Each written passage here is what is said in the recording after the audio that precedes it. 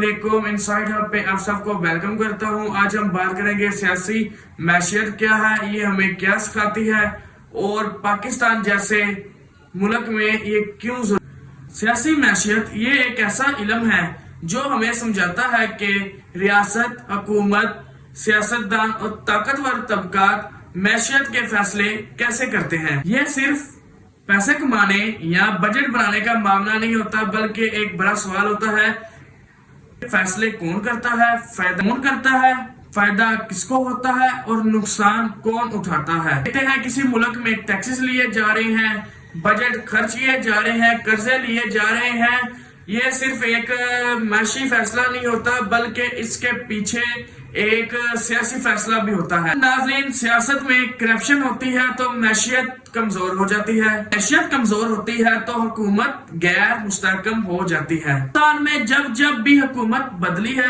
تو اس کے ساتھ ساتھ معیشت کی پالیسیز بھی بدلی جاتی ہے۔